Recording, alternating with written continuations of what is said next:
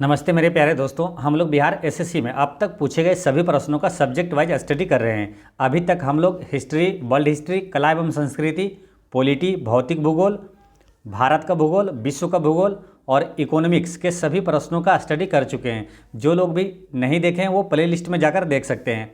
आज से हम लोग साइंस के अब तक पूछे गए सभी प्रश्नों को देखेंगे और साथ में महत्वपूर्ण प्रश्न भी बताएंगे जो परीक्षा में बार बार पूछा जाता है। न संघर्ष न तकलीफ तो खाक मजा है जीने में, बड़े बड़े तूफान थम जाते हैं जब आग लगी हो सीने में। तो चलिए दोस्तों शुरू करते हैं। पहला क्वेश्चन है कि एसआई पद्धति में तापक्रम का मात्रक है। तो एसआई पद्धति में तापक्रम का मात्रक क्या है? सेल्सियस। एसआई पद्धति में, ठीक है।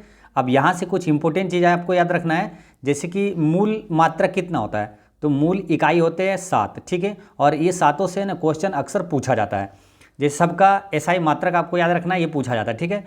तो 7 मूल मात्रक है कौन कौन सा, पहले वो ध्यान रखना है।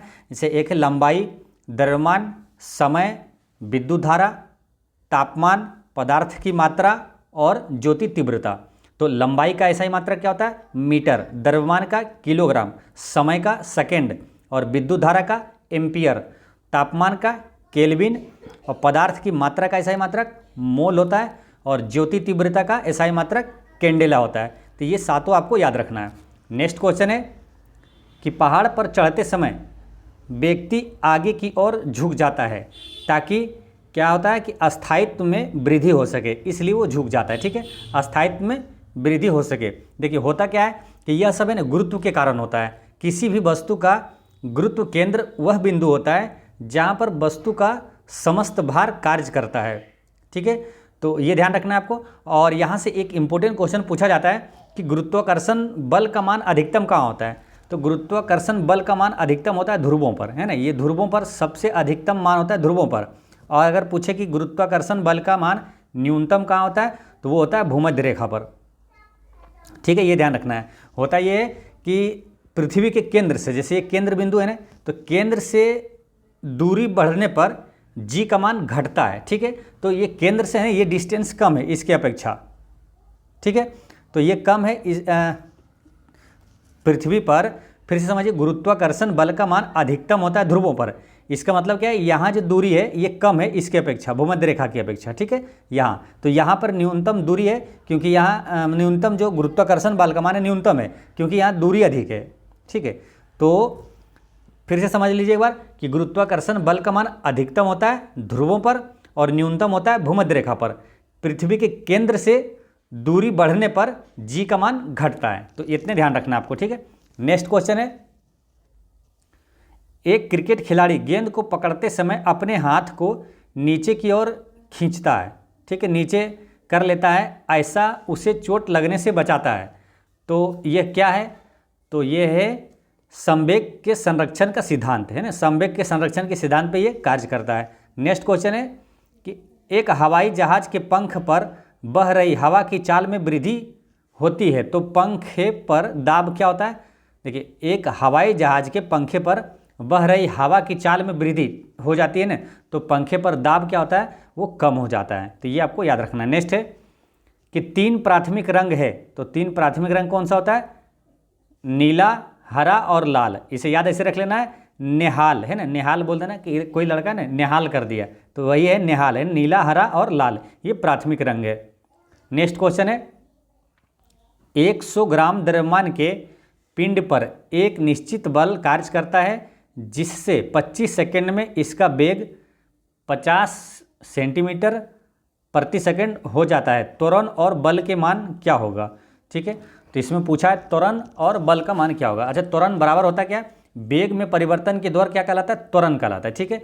तो वेग में परिवर्तन कितना हो रहा है? 25 सेकंड में ये 50 सेंटीमीटर प्रति सेकंड हो जा रहा है, ठीक है।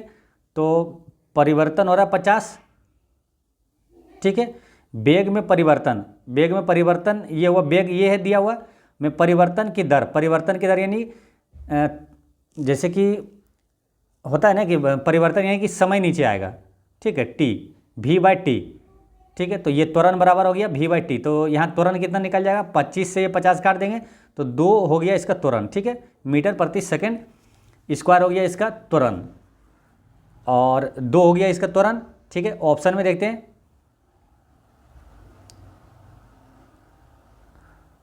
2 मीटर प्रति सेकंड इसका त्वरण हो गया। ठीक है, और ये यहाँ पर है ना 2 मीटर प्रति सेकंड और यहाँ भी एक है। अब पूछा है कि उसका बल क्या होगा। ठीक है, तो बल देखते हैं क्या होगा। इसमें पूछा कि त्वरण तो निकल गया 2 मीटर प्रति सेकंड स्क्वायर, और ये बल का मान पूछा, तो बल बराबर क्या होता है, बल बराबर होता है द्रव्यमान गुना त्वरण। तो द्रव्यमान कितना दिया 100 ग्राम। ठीक है, तो द्रव्यमान और गुना त्वरण, त्वरण कितना है 2 निकला, तो यानी कि 2 गुना 100 कितना हो जाएगा 200। तो इसका बल का मान कितना हो जाएगा 200 डाइन, है ना। तो इसका आंसर हो जाएगा ऑप्शन नंबर 1 हो जाएगा, है ना। 2 सेंटीमीटर प्रति सेकंड स्क्वायर हो गया त्वरण, और 200 डाइन हो गया इसका बल। नेक्स्ट क्वेश्चन है, तो यहाँ पर 2 चीज़ें मेन चीज़ याद करना था। एक तो हो गया कि वेग में परिवर्तन की दर को त्वरण कहते हैं, और दूसरा ये याद रखना है कि बल बराबर क्या होता है द्रव्यमान गुना त्वरण। बल बराबर, यहाँ पे आप ध्यान रखिएगा, बल बराबर होता है द्रव्यमान गुना त्वरण। नेक्स्ट है कि वेग त्वरण वो तय की गई दूरी में सह संबंध है। तो ये वेग त्वरण और इसमें दूरी में जो अथी होता है संबंध क्या होता है, तो ये होता है v स्क्वायर बराबर u स्क्वायर प्लस 2as। इसमें वेग, प्रारंभिक वेग और ये अंतिम वेग और डिस्टेंस भी इसमें, त्वरण भी सब आ जाता है। ठीक है, तो इसका यही होता है फॉर्मूला, v स्क्वायर बराबर u square plus 2as। Next question है कि प्रकाश किस रूप में व्यवहार करता है, कण के रूप में अथवा तरंग के रूप में। तो ये व्यवहार करता है कण वो तरंग दोनों के रूप में व्यवहार करता है। ठीक है, अब यहाँ से कुछ इंपॉर्टेंट क्वेश्चन पूछा जाता है, जैसे कि एक क्वेश्चन पूछा जाता है कि प्रकाश की गति को सबसे पहले किसने मापा, तो वो मापा था रोमर ने। ठीक है, ये ध्यान रखना है। और एक चीज़ ध्यान रखना है कि प्रकाश है निर्वात में भी गमन कर सकता है, ये ध्यान रखना है। और एक क्वेश्चन आता है कि वायु में प्रकाश की गति कितना होता है, तो वायु में प्रकाश की गति होता है 3 गुना 10⁸ मीटर प्रति सेकेंड। नेक्स्ट क्वेश्चन है, इसमें पूछा गया था कि 0 डिग्री सेल्सियस तापमान की 1 किलोग्राम बर्फ 10 डिग्री सेल्सियस पर 1 किलोग्राम पानी के साथ मिला दी जाती है, तो परिणामी तापमान क्या होगा।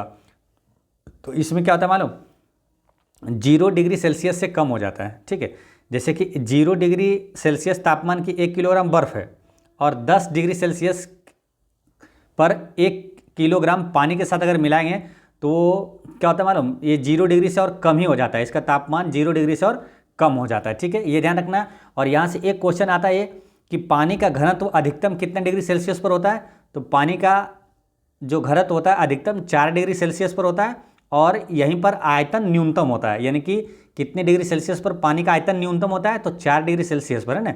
घनत्व अधिकतम और आयतन न्यूनतम होता है। नेक्स्ट है कि जब श्वेत प्रकाश ग्लास प्रिज्म से गुजरता है तो निम्न में से कौन सा रंग सर्वाधिक अपवर्तित होता है, तो सर्वाधिक अपवर्तित होता है नीले रंग का।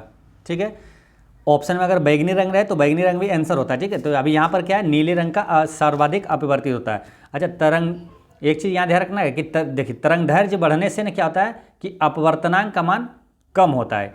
तो सबसे कम जो होता है प्रकीर्णन किस रंग का होता है, सबसे कम प्रकीर्णन होता है लाल रंग का, क्योंकि लाल रंग का तरंग दैर्घ्य सबसे ज़्यादा होता है। और सबसे अधिक प्रकीर्णन किस प्रकाश के रंग का होता है, तो होता है वो सबसे अधिक प्रकीर्णन होता है बैगनी रंग का, क्योंकि बैगनी रंग का तरंग दैर्घ्य सबसे कम है। ठीक है, ये ध्यान रखना है।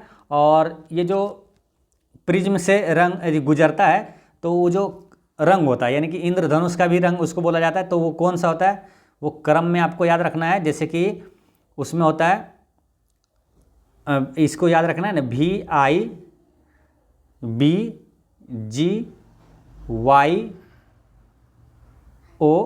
है ना, बिग योर, है ना, ये ऐसे याद रखना है। कलर रंग होता है, ये इंद्रधनुष का रंग होता है वायलेट और Indigo, blue, green, yellow, orange और रेड।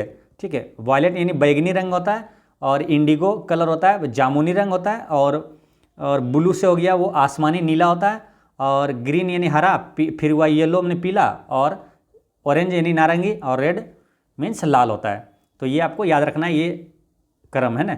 नेक्स्ट है कि दूध की शुद्धता की जांच किस यंत्र से की जाती है, तो दूध की शुद्धता जो है ना लैक्टोमीटर से जांचा जाता है ना, इसका आंसर हो जाता है लैक्टोमीटर।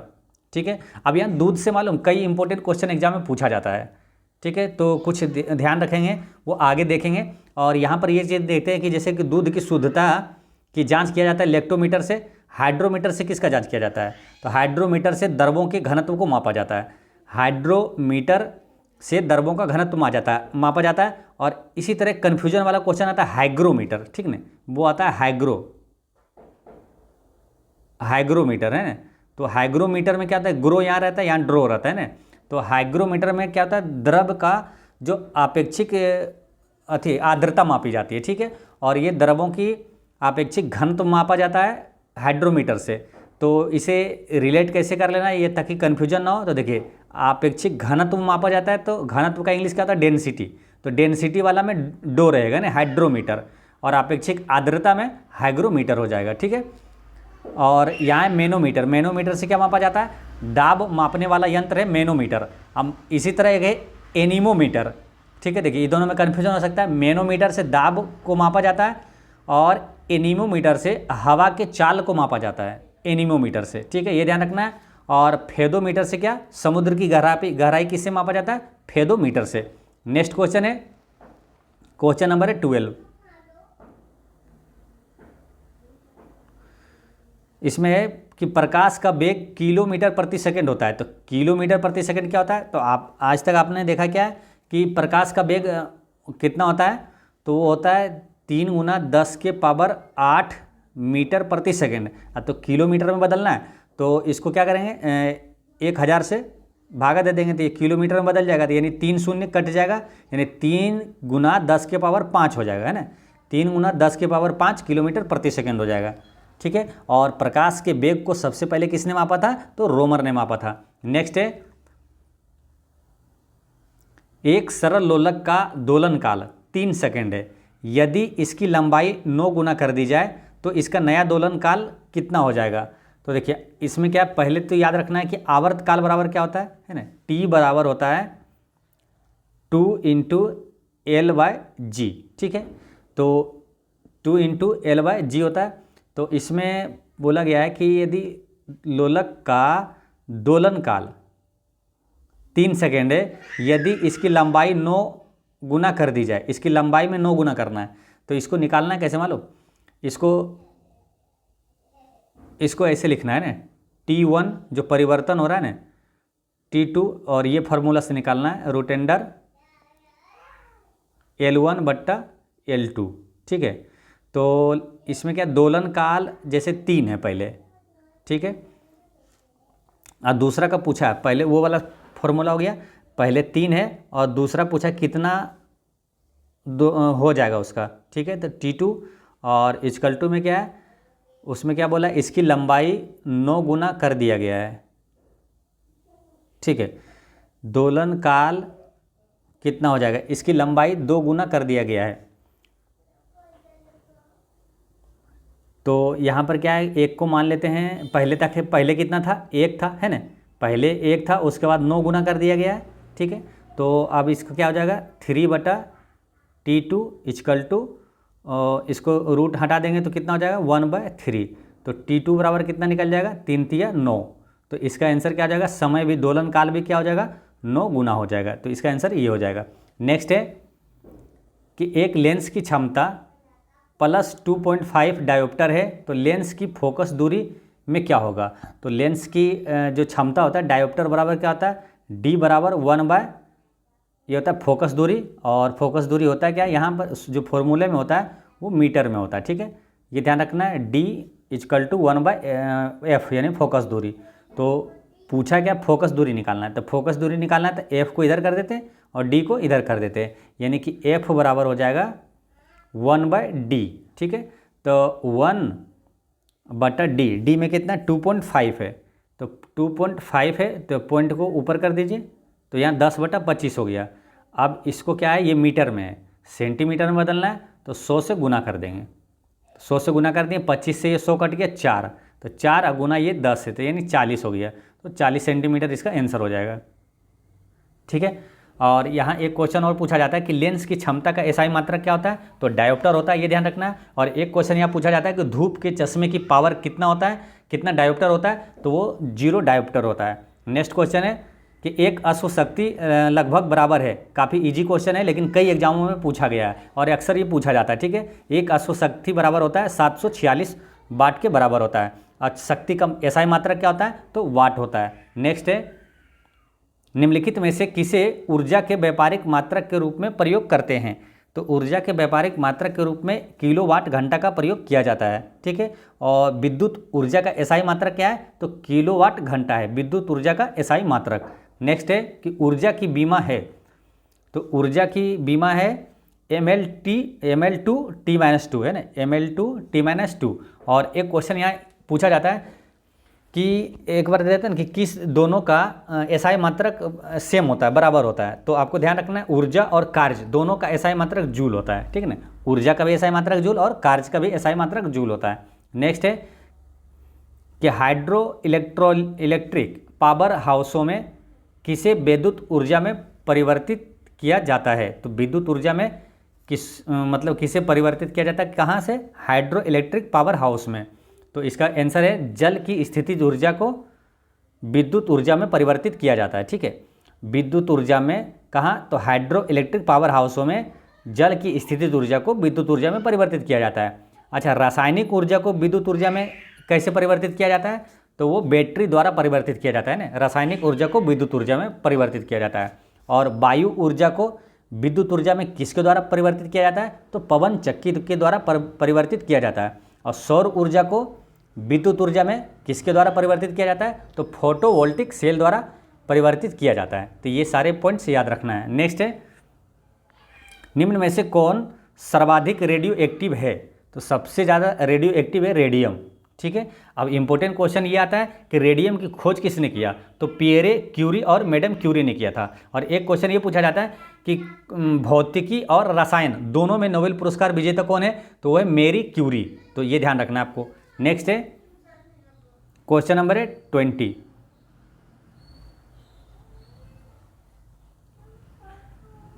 क्वेश्चन नंबर 20 में पूछा हुआ है कि दो ऊर्ध्वाधर टीले के मध्य खड़ा हुआ एक व्यक्ति ध्वनि उत्पन्न करता है, ठीक है। और दो क्रमिक प्रतिध्वनियों को 4 सेकंड एवं 6 सेकंड में सुना जाता है। टीलों के मध्य की दूरी ज्ञात करें। तो और वायु में क्या है, ध्वनि की चाल 320 मीटर प्रति सेकंड दिया हुआ है, ठीक है। तो देखिए क्या है कि दो ऊर्ध्वाधर टीले के मध्य, यानी कि मान के चलिए ये है एक और एक है ये, ठीक है। दो ऊर्ध्वाधर टीले के मध्य एक खड़ा है व्यक्ति, ठीक है।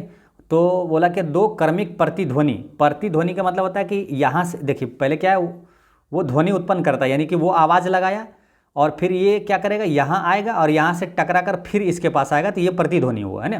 प्रतिध्वनि को आने में उसको 4 सेकंड इधर से लगाए और एक को लगा इधर से गया और फिर आने में 6 सेकंड लगा, ठीक है। तो पूछा कि ये दोनों का बीच के दूरी, पूरा डिस्टेंस पूछ रहा है, ठीक है।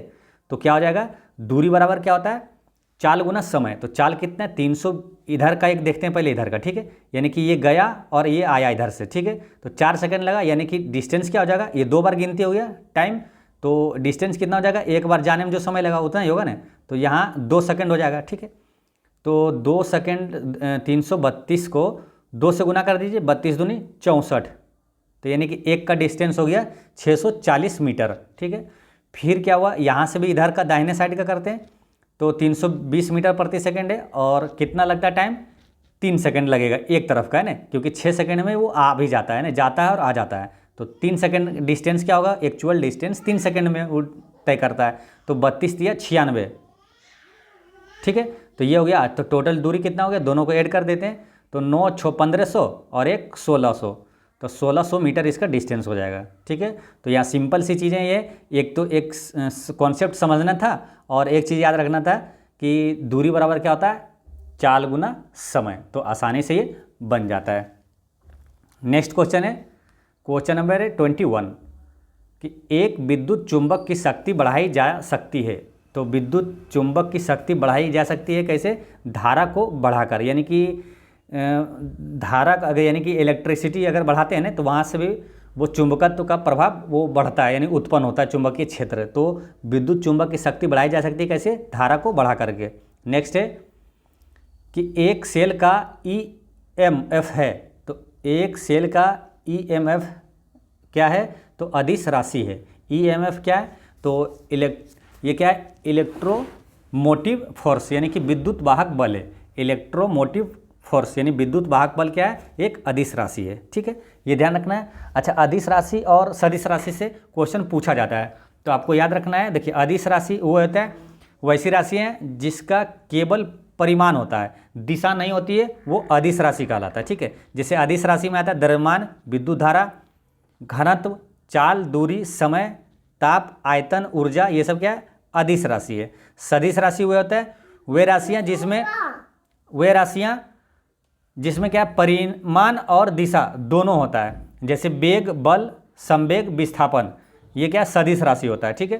अच्छा, एक चीज़ मालूम, सदिश राशि अदिश राशि में एक चीज़ याद करने में थोड़ा सा हिंट देता हूँ कि जो सदिश राशियाँ हैं ना, उसमें अधिकतर वो से जो है वो सब सदिश राशियाँ होती है। ठीक है, मतलब कि कुछ अगर आप याद रख लेते हैं, जैसे कि अदिश राशियाँ बो वाला जो है, बाकी अधिकतर देखेंगे बो वाला है ना सदिश राशि होता है। जैसे कि आप अदिश राशि में याद रख लीजिए कि द्रव्यमान, विद्युत धारा, घनत्व, ये सब क्या है? अदिश राशि है। ठीक है, ये इसमें बो आ रहा है लेकिन ये अदिश राशि है। द्रव्यमान, विद्युत धारा, घनत्व, ये सब अदिश राशि है। बाकी जैसे देखिए वेग, बल, विस्थापन, संवेग, ये सब में बो आ रहा है ना, ये सब सदिश राशियाँ हैं। और अधिकतर आप देखेंगे बो वाला है ना वो सदिश राशि रहेगा। अब बाकी जो सिंपल है वो अदिश राशि में रहेगा, जैसे चाल, दूरी, समय, ताप, आयतन, ऊर्जा, ये सब अदिश राशि है। तो ये आपको याद रखना है। नेक्स्ट क्वेश्चन है, यह सलाह नहीं दी जाती है कि एक साथ अनेक विद्युत उपकरणों को एक ही प्लग बिंदु से जोड़ें, क्योंकि परिणाम क्या होता है इसका? परिणाम तो वो धारा में कमी हो जाती है। ठीक है, यह सलाह नहीं दी जाती है कि एक साथ अनेक विद्युत उपकरणों को एक ही प्लग बिंदु से जोड़ें, क्योंकि परिणाम में क्या होता है? धारा में कमी हो जाती है। ठीक है, ये ध्यान रखना। और यहाँ से एक क्वेश्चन पूछा जाता है कि घरों में लगे हुए बिजली के बल्ब, पंखे, ट्यूबलाइट किस क्रम में जुड़े होते हैं? तो वो समांतर क्रम में जुड़े होते हैं, ये आपको याद रखना है। नेक्स्ट है कि मानक ताप एवं दाब पर 20 ग्राम हाइड्रोजन गैस के आयतन की गणना लीटर में कीजिए। तो ये न्यूमेरिकल वाला क्वेश्चन है, इसका आंसर क्या है? 224 लीटर है। अब ये 224 लीटर आया कैसे? तो देखिए, इसमें क्या होता है? एक आदर्श गैस का समीकरण होता है, वो क्या होता है मालूम? वो PV = nRT होता है। ठीक है, जिसमें P क्या है? दाब होता है, V क्या है? वो गैस का आयतन होता है, और N क्या है? ये मोलों की संख्या होती है, और R जो होता है कैपिटल R, ये सार्वत्रिक गुणांक होता है, और T जो होता है वो टेम्परेचर यानी ताप होता है। ठीक है, तो अब इसी फॉर्मूले से ये आएगा। तो P बराबर क्या है? P का मान दिया हुआ क्या मालूम? P का मान, इसमें दाब का कुछ नहीं दिया हुआ था, इसमें एक इसको करेंगे। ठीक है, ये एक हो गया, और V का मान निकालना है, तो ये V हो गया बराबर में N, मोलों की संख्या। तो मोलों की संख्या कैसे निकलेगी? तो मोलों की संख्या निकलता है द्रव्यमान बटा हाइड्रोजन की बात हो रही ना, तो द्रव्यमान बटा में हो जाएगा H2 की एक मोल संख्या। तो द्रव्यमान कितना है? 20। ठीक है, और H2 की एक मोल संख्या, तो H2 क्या है? हाइड्रोजन। तो हाइड्रोजन का द्रव्यमान, देखिए मोल संख्या होता क्या मालूम? मोल संख्या उसके द्रव्यमान के बराबर होता है। तो हाइड्रोजन का द्रव्यमान 1 होता है, तो इसका देखिए मोल, पहले ये आप लिख लीजिए, एक याद रखना है, मोल बराबर होता है द्रव्यमान बटा में H2 की एक मोल संख्या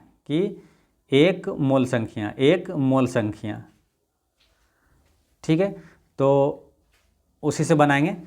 तो H2 की एक मोल संख्या होगी, तो मोल पहले निकाल लेते हैं। तो मोल बराबर क्या होता है? द्रव्यमान कितना? 20 दिया हुआ है, और H2 के यानी कि हाइड्रोजन की एक मोल संख्या, यानी एक हाइड्रोजन का सिर्फ हो जाता है द्रव्यमान 1, तो H2 है तो द्रव्यमान कितना हो जाएगा? 2, तो बटा में 2 कर दिए, तो ये हो गया 10। ठीक है, यानी कि मोल की संख्या का क्या हो गया? 10 हो गया। ठीक है, N की संख्या क्या हो जाएगा? 10। तो एक बार फिर से फॉर्मूला लिख देते हैं ना, इस पर सेट करना है, PV = nRT। तो P का मान 1 है, V निकालना है, और N का मान क्या है? N का आपको ये आ गया 10, ठीक है। और आर का मान क्या होता है मालूम, ये सार्वत्रिक नियतांक है, इसका मान होता है 0.821। और टी का मान क्या होता है, देखिए मानक ताप एवं दाब पर टी का मान होता है 0 डिग्री सेल्सियस या तो 273 केल्विन होता है। तो जीरो यहाँ नहीं रखेंगे क्योंकि मान गड़बड़ा जाएगा, तो यहाँ पर 273 केल्विन रखेंगे ताप का मान 273 केल्विन। तो ये हो गया 273 केल्विन। अब इसको क्या आसान हो गया ना, यहाँ भी का मान निकालना है, तो ये तीनों को गुना कर दीजिए तो आंसर आ जाएगा, ठीक है। तो ये तीनों को गुना कर देंगे तो आंसर क्या आएगा मालूम, 224.133 आएगा। तो इस तरह इसका आंसर हो जाएगा 224 लीटर। इसका आंसर हो जाएगा ऑप्शन नंबर 1। नेक्स्ट है कि एक परमाणु के विस्फोट में अपार ऊर्जा निःसृत होती है, वह मुख्यतः होती है। तो वो कैसे होता है, तो इसका करेक्ट आंसर हो जाएगा कि आरंभिक पदार्थ के द्रव्यमान की अपेक्षा कम द्रव्यमान वाले पदार्थ के उत्पाद के कारण होता है, ठीक है। फिर से समझिए एक बार कि एक परमाणु के विस्फोट में अपार ऊर्जा निःसृत होती है, वह मुख्यतः होती है क्या आरंभिक पदार्थ के द्रव्यमान की अपेक्षा कम द्रव्यमान वाले पदार्थ के उत्पाद के कारण होता है, ठीक है। अब यहाँ से कुछ इंपॉर्टेंट क्वेश्चन जो एग्जाम में बार बार पूछा जाता है, जैसे कि परमाणु बम का आविष्कार किसने किया, तो रॉबर्ट ओपेनहाइमर ने किया था, ओपेनहाइमर ने किया था। और हाइड्रोजन बम का आविष्कार किसने किया था, एडवर्ड टेलर ने किया था। और एक क्वेश्चन आता है कि परमाणु बम किस सिद्धांत पर कार्य करता है, तो नाभिकीय विखंडन के सिद्धांत पर कार्य करता है। और हाइड्रोजन बम किस सिद्धांत पर कार्य करता है, तो नाभिकीय संलयन के सिद्धांत पर कार्य करता है। अब देखिए परमाणु बम नाभिकीय विखंडन के सिद्धांत पर कार्य करता है और हाइड्रोजन बम नाभिकीय संलयन के सिद्धांत पर कार्य करता है। लेकिन ये अभी तो याद कर लिए, लेकिन बाद में क्या एग्जाम में कन्फ्यूजन हो सकता है और हो जाता है, ठीक है। तो इसको रिलेट कैसे कर लेना मालूम, जैसे कि सूर्य से जो ऊर्जा का स्रोत है, मुख्य स्रोत है, वो क्या है, वो है नाभिकीय संलयन, ठीक है। तो सूर्य में सबसे अधिक कौन सा गैस पाया जाता है, तो हाइड्रोजन पाया जाता है, ठीक है। तो देखिए सूर्य से ऊर्जा का मुख्य स्रोत है नाभिकीय संलयन, ये चीज़ ध्यान रखना है। तो उसी वजह से हाइड्रोजन बम भी वो नाभिकीय संलयन पर ही आधारित है। अगर दोनों में से एक आपको याद रहा तो आपको क्या दोनों कन्फर्म रहेगा, ठीक है ना।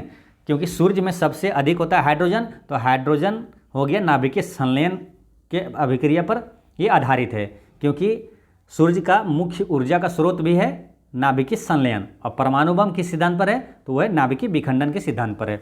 नेक्स्ट क्वेश्चन है 26, क्वेश्चन नंबर 26 में कि ऊर्जा संचित होती है, तो ऊर्जा मालूम किसमें, एटीपी में संचित होती है ना।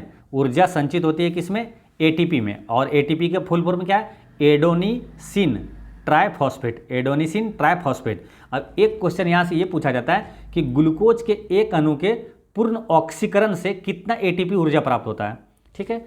ग्लूकोज के एक अणु के पूर्ण ऑक्सीकरण से कितना एटीपी ऊर्जा प्राप्त होता है, तो 38 एटीपी ऊर्जा प्राप्त होता है। इसे याद ऐसे रख लेना है, बिहार में कितना जिला है, तो 38 जिला है, तो 38 एटीपी ऊर्जा प्राप्त होता है।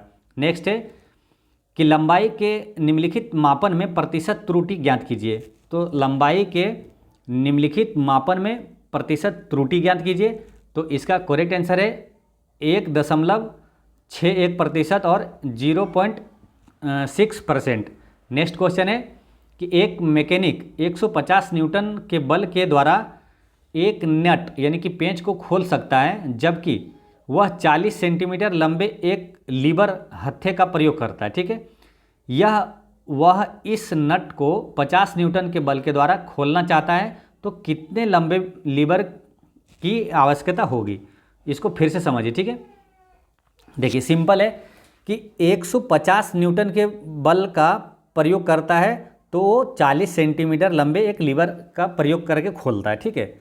उतना बल लगता है जब वो 40 सेंटीमीटर लंबे का यूज करता है।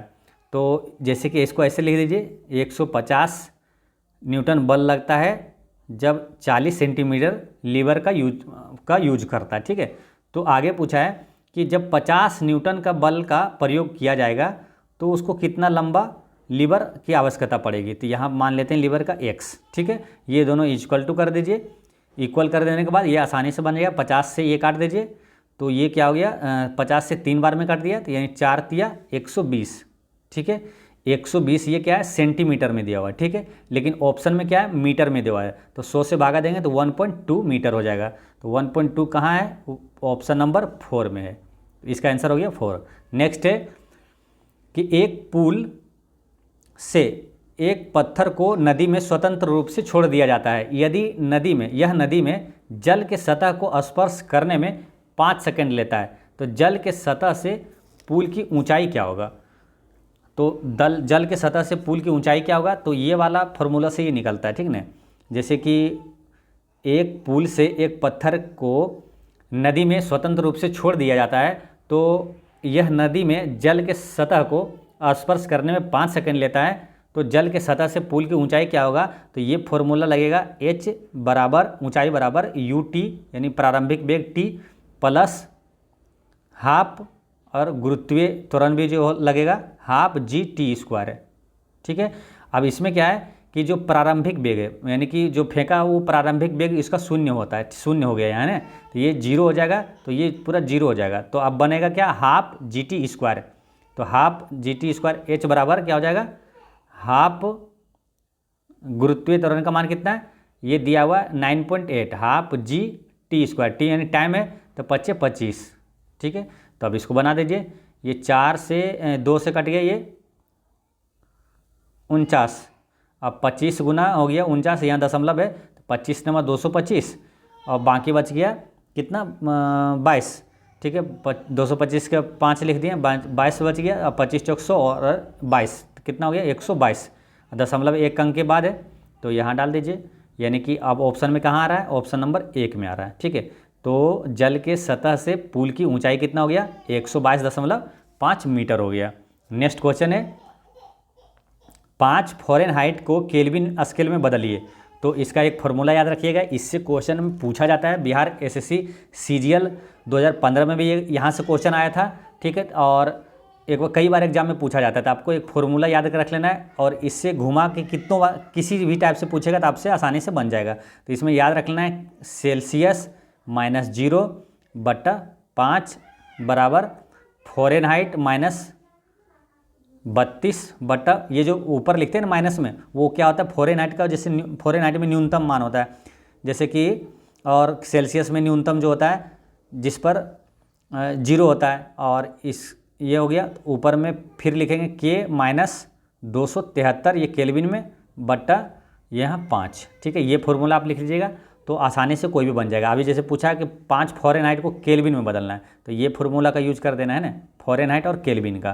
तो फ़ारेनहाइट का मान कितना दिया 5, F माइनस कितना था 32 बट्टा कितना 9, फिर लिखेंगे K -273 बट्टा 5, तो ये देखिए 32 में से 5 गया 27, 5 32, यहाँ माइनस में हो जाएगा 27, 9 3 27, तो माइनस में 3 है, और 5 से गुना कर देंगे तो -15 है, तो K बराबर ये उधर चल जाएगा प्लस, यानी K बराबर 273 प्लस में -15, तो 273 में 15 घटाएंगे तो 258 आएगा, तो 258 केल्विन इसका आंसर हो जाएगा, ऑप्शन नंबर 4।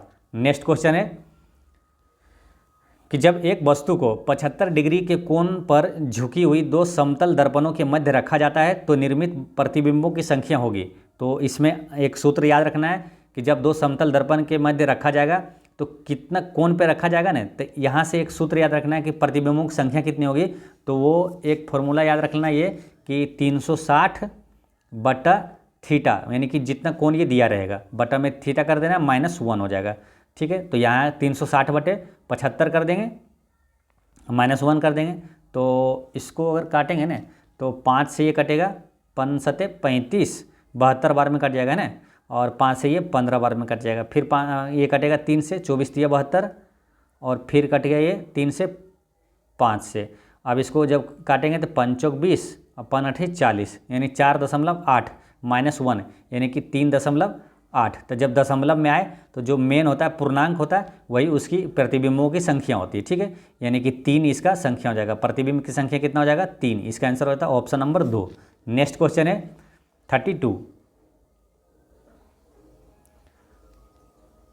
32 में है कि कार में दृश्यावलोकन के लिए किस प्रकार के शीशे का प्रयोग किया जाता है। या तो कैसे, एक बार ऐसे पूछा जाता है ना कि कार में पश्च दृश्य को देखने के लिए किस दर्पण का प्रयोग किया जाता है, तो वो उत्तल दर्पण का प्रयोग किया जाता है, ठीक है। और कार के हेडलाइट में किस दर्पण का प्रयोग किया जाता है, तो वो अवतल दर्पण का प्रयोग उसमें होता है। नेक्स्ट क्वेश्चन है कि अस्त होते समय यानी कि सूर्यास्त होते समय सूर्य लाल दिखाई देता है, तो ये किसके कारण, प्रकीर्णन के कारण दिखाई देता है, ठीक है। क्योंकि लाल रंग का है ना, प्रकाश का प्रकीर्णन सबसे कम होता है, क्योंकि इसका तरंगदैर्घ्य सबसे अधिक होता है। तो प्रकीर्णन कम होने के कारण क्या होता है कि ये प्रकाश है ना आपकी आंखों तक पहुंच जाती है आसानी से, वो दिखता है, ठीक है। बाकी वो जो है कलर, वो क्या है, प्रकीर्णित हो जाता है, आपकी आंखों तक जो से दूरी बढ़ने पर वो पहुंच नहीं पाता है। तो इसी कारण होता है कि लाल का दिखाई देता है, क्योंकि इसका प्रकीर्णन बहुत कम होता है। और सबसे अधिक प्रकीर्णन अगर पूछे किसका है, तो वो बैगनी रंग का होता है। नेक्स्ट क्वेश्चन है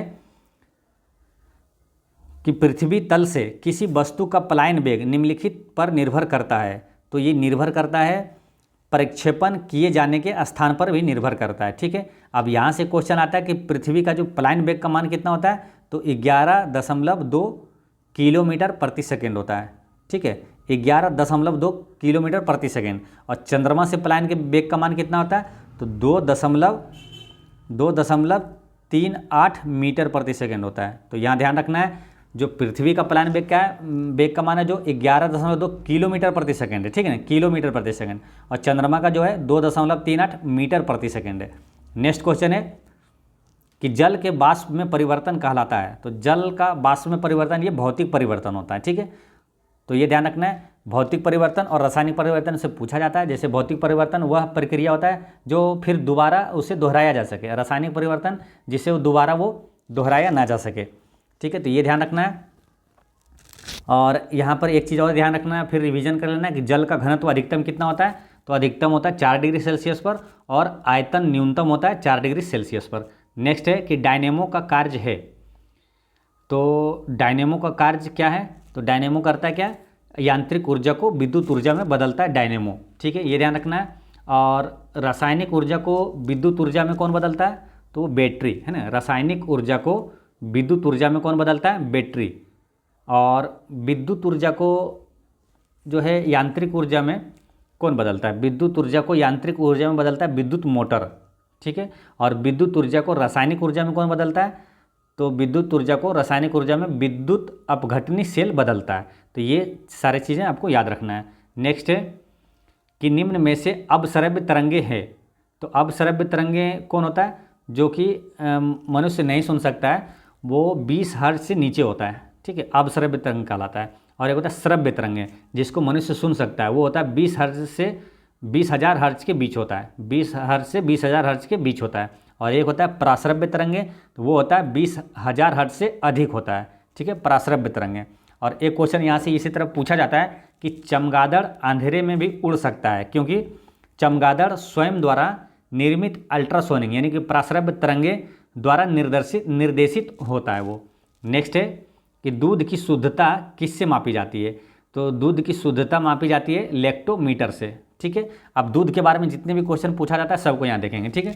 राष्ट्रीय दुग्ध दिवस कब मनाया जाता है, 26 नवंबर को मनाया जाता है। 26 नवंबर से एक और दिवस याद रख लेना है, संविधान दिवस 26 नवंबर को ही मनाया जाता है। श्वेत क्रांति का संबंध किससे, तो दूध उत्पादन से।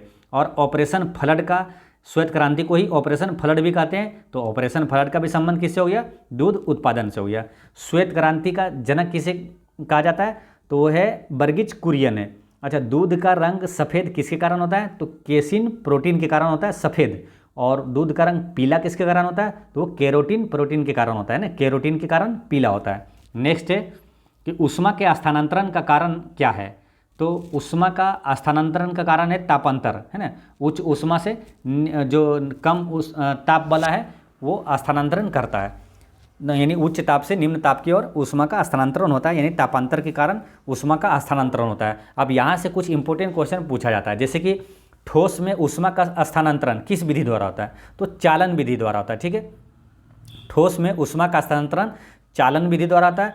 और गैस और द्रव में ऊष्मा का स्थानांतरण संवहन विधि के द्वारा होता है, ठीक है। और निर्वात में ऊष्मा का स्थानांतरण किस विधि द्वारा होता है, तो ये होता है विकिरण के विधि द्वारा होता है। एक क्वेश्चन डायरेक्ट ऐसे पूछ लिया जाता है कि जो प्रकाश ऊष्मा, जो प्रकाश तरंगें हैं वो पृथ्वी तक पहुंचती है, उसका ताप या तो ऊष्मा वो किस विधि द्वारा, तो विकिरण के विधि द्वारा पहुंचता है। ऑप्शन में सभी रहेगा, जैसे चालन, संवहन, विकिरण। तो प्रकाश का जो है या सूर्य से ऊष्मा जो पहुंचती है वो विकिरण के माध्यम से पहुंचती है। तो ये आपको याद रखना है। नेक्स्ट है क्वेश्चन नंबर 40। इंद्रधनुष के किनारों के रंग होते हैं। तो इंद्रधनुष के किनारों के रंग कौन सा हो जाएगा, बैगनी और लाल। ठीक है, इसका आंसर हो जाएगा ऑप्शन नंबर 1, बैगनी और लाल। अब यहाँ पर क्वेश्चन ये भी पूछ लिया जाता है मालूम कि इंद्रधनुष के ऊपर सबसे कौन सा रंग होता है, तो वो होता है ऊपर में होता है सबसे लाल, और नीचे होता है सबसे वो बैगनी होता है। ठीक है, ये ध्यान रखना है। और इंद्रधनुष के रंग कौन कौन सा है, जैसे कि वायलेट, इंडिगो और ब्लू और ग्रीन और ये येलो, ऑरेंज और रेड होता है। ठीक है, यानी कि बैगनी और जो इंडिगो मतलब होता है, इंडिगो मतलब नीला है ना, जामुनी कलर होता है ना इंडिगो, और ब्लू मतलब हो गया आसमानी नीला, और ग्रीन हरा, और येलो पीला, ऑरेंज नारंगी, रेड यानी कि लाल। तो सबसे ऊपर जो होता है वो लाल होता है। ठीक है, सबसे नीचे बैगनी होता है। 2 किनारों पर पूछे तो वही सबसे किनारे में देखिए बैगनी और इधर है लाल। ठीक है, सबसे अधिक तरंगदैर्घ्य किसका होता है, तो लाल का होता है। सबसे कम तरंगदैर्घ्य बैगनी का होता है। सबसे कम प्रकीर्णन किसका होता है, तो वो लाल का होता है ना, क्योंकि इसका तरंगदैर्घ्य ज़्यादा है। और सबसे अधिक प्रकीर्णन बैगनी का होता है, क्योंकि इसका सबसे तरंगदैर्घ्य सबसे कम है। नेक्स्ट क्वेश्चन है, ऊर्जा का मात्रक वही होता है जो कार्य का मात्रक होता है ना। इसका आंसर हो गया 1, यानी कार्य और ऊर्जा दोनों का मात्रक सेम होता है, क्या, जूल। नेक्स्ट क्वेश्चन है कि किसी रेडियो सक्रिय वस्तु से उत्सर्जित अल्फा किरणें है, तो वो क्या है कि हीलियम नाभिक है। ठीक है, किसी रेडियो सक्रिय वस्तु से उत्सर्जित अल्फा किरणें वो हीलियम नाभिक होता है। ठीक है, यहाँ से कुछ इंपॉर्टेंट क्वेश्चन पूछा जाता है मालूम कि एक आता है कि किसी तत्व से एक अल्फा कण के निकलने पर उसके परमाणु क्रमांक में कितना वृद्धि होता है। ये तो क्या हो जाएगा, जैसे कि आपको परमाणु संख्या वाला कुछ दे देगा और उसमें बोला कि एक अल्फा कण निकलने पर इसमें क्या परिवर्तन होगा। तो आपको ध्यान रखना है कि एक अल्फा कण निकलने पर परमाणु क्रमांक में और परमाणु भार में, देखिए परमाणु क्रमांक में 2 की कमी होती है ना, -2 हो जाएगा, और परमाणु भार में वो 4 की कमी हो जाता है। ठीक है, ये होता है कब, एक अल्फा कण के निकलने से। ठीक है, और एक बीटा कण के निकलने से क्या होता है, तो एक बीटा कण के निकलने से परमाणु संख्या 1 बढ़ जाती है। परमाणु संख्या 1 बढ़ जाती है और इसका द्रव्यमान सेम रहता है। ठीक है, तो ये ध्यान रखना है। और गामा किरणें निकलने पर क्या होता है, तो गामा किरण के उत्सर्जन पर कोई फर्क नहीं पड़ता है। ठीक है, ये ध्यान रख लेना है। और एक क्वेश्चन ये आता है कि सर्वाधिक भेदन क्षमता किस किरण का है, तो वो गामा किरण का है, और सबसे कम भेदन क्षमता किसका है, तो अल्फा किरण का है। नेक्स्ट क्वेश्चन है कि बल का एसआई मात्रक है, तो बल का एसआई मात्रक क्या होता है, न्यूटन। ठीक है, और 1 न्यूटन बराबर कितना होता है, 10 के पावर 5 डाइन होता है ना, 10 के पावर 5 डाइन होता है। तो ये भी ध्यान रखना है आपको। और बल क्या है, एक सदिश राशि है। बल बराबर क्या आता है, द्रव्यमान गुना त्वरण। नेक्स्ट क्वेश्चन है कि अच्छी प्रतिरोध कुंडलियाँ होती है, तो अच्छी प्रतिरोध कुंडलियाँ चांदी की होती है। ठीक है, ये क्वेश्चन डायरेक्ट आता है नहीं है कि सर्वाधिक विद्युत चालक धातु कौन सा है, तो वो चांदी है। सर्वाधिक विद्युत ऊष्मा वाला कौन सा धातु है, ऊष्मा का चालक सर्वाधिक है, वो भी चांदी का है। चांदी की परमाणु संख्या कितनी होती है, तो वो है 7। ठीक है, चांदी का जो सिंबल होता है वो क्या, Ag। नेक्स्ट है कि दाब बढ़ने पर बर्फ़ का गलनांक क्या होता है, दाब बढ़ने पर बर्फ़ का गलनांक घट जाता है। नेक्स्ट क्वेश्चन है कि किसी भी वस्तु की अधिकतम चाल कितनी हो सकती है, तो किसी भी वस्तु की अधिकतम चाल 3 × 10 के पावर 8 मीटर प्रति सेकंड हो सकती है। नेक्स्ट है कि ग्रहों की उनकी कक्षा में बांधे रखने वाले बल को क्या कहते हैं, तो वो तो है क्या, गुरुत्वीय बल है ना। इसका आंसर हो गया ऑप्शन नंबर 3, गुरुत्वीय बल है। अच्छा, ग्रहों की गति का नियम किसने दिया, तो केपलर ने दिया था। और एक क्वेश्चन आता है कि सौरमंडल की खोज किसने किया, तो कोपरनिकस ने खोज किया था। अच्छा, मानव द्वारा खोजा गया पहला ग्रह कौन सा था, तो वो था यूरेनस, यानी कि अरुण ग्रह था। और यूरेनस यानी कि अरुण ग्रह की खोज किसने किया था, तो विलियम हर्शेल ने किया था। नेक्स्ट क्वेश्चन है क्वेश्चन नंबर 48। क्वेश्चन नंबर 48 में है कि विद्युत सेल में किस तरह की ऊर्जा निहित होती है। तो विद्युत सेल में ये वैद्युतिक ऊर्जा होती है ना, विद्युत सेल में ये होता है रासायनिक, है ना, रासायनिक ऊर्जा। विद्युत सेल में किस तरह की ऊर्जा होती है, तो रासायनिक ऊर्जा होती है। नेक्स्ट है कि डेसिबल किसकी इकाई है। तो डेसिबल क्या है, ध्वनि मापने की इकाई है, ध्वनि की तीव्रता की इकाई है डेसिबल। अब ध्वनि से कुछ इंपॉर्टेंट क्वेश्चन जो एग्जाम में पूछा जाता है कि ध्वनि की गति सर्वाधिक किस में होता है। सबसे ज़्यादा ध्वनि की गति होता है ठोस में, उससे कम होता है द्रव में, सबसे कम होता है गैस में। ठीक है। अच्छा, ध्वनि किस प्रकार की तरंग है, तो ये अनुदैर्घ्य तरंग है। ध्वनि अनुदैर्घ्य तरंग है और प्रकाश अनुप्रस्थ तरंग है। ठीक है। और एक इंपॉर्टेंट क्वेश्चन आता है कि ध्वनि तरंग जब एक माध्यम से दूसरे माध्यम में जाती है तो क्या नहीं बदलता है, तो आवृत्ति नहीं बदलता, ये ध्यान रखना है। ध्वनि तरंग जब एक माध्यम से दूसरे माध्यम में जाता है तो आवृत्ति नहीं बदलता है, जबकि आयाम और तरंगदैर्घ्य बदल जाता है। नेक्स्ट क्वेश्चन है कि एंगस्ट्रम क्या मापता है। तो एंगस्ट्रम ये तरंगदैर्घ्य मापने की इकाई है ना, तरंगदैर्घ्य मापने की इकाई है एंगस्ट्रम। और सबसे अधिक तरंगदैर्घ्य किसका है, तो लाल रंग का है। सबसे कम तरंगदैर्घ्य किसका है, तो बैगनी रंग का है। तो दोस्तों इस तरह से फिजिक्स का पार्ट 1 वीडियो होता है समाप्त। और पिछले वीडियो में मैंने आपसे क्वेश्चन पूछा था कि भारत का एकमात्र तैरता राष्ट्रीय उद्यान वो कौन सा है और किस राज्य में है। तो भारत का नहीं बल्कि है ना विश्व का एकमात्र तैरता हुआ राष्ट्रीय उद्यान है केबुल लामजाओ राष्ट्रीय उद्यान, जो कि मणिपुर में है। और आज का क्वेश्चन है कि कान्हा राष्ट्रीय उद्यान कहाँ है। तो इसका आंसर आप कमेंट में दीजिएगा। और एक चीज़ हमेशा याद रखना है कि आपकी मुस्कान एक अनमोल खजाना है, इसे छोटी छोटी बातों में खोने ना दें। पढ़ते रहें, मुस्कुराते रहें। जय हिंद दोस्तों।